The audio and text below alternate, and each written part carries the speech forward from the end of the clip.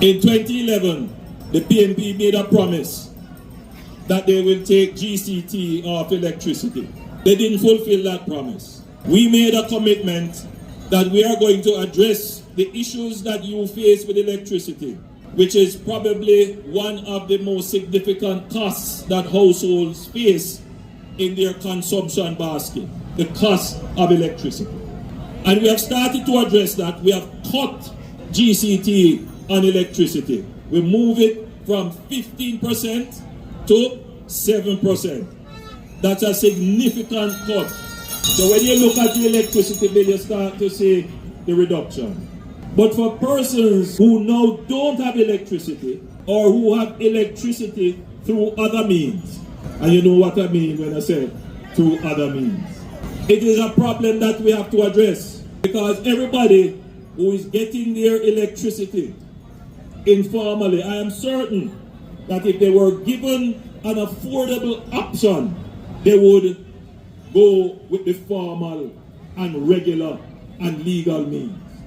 We have to change how our government operates to ensure that our people can follow the law in getting the basic things that they need to survive.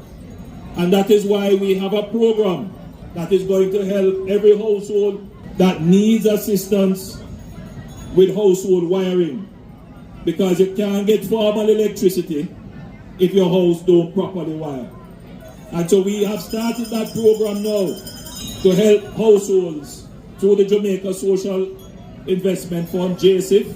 Second thing is that some people would prefer an option to be able to pre-purchase electricity, like how you buy a food card, so that they can manage their electricity consumption instead of at the end of the month a bill come that they never even figure out that they would have that cost coming on them.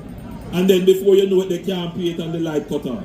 And so what we are going to do is expand the prepaid electricity program to allow those households who would want to be able to get their electricity by prepaying it. These are just some of the initiatives that your government is putting in place to make life more affordable for you.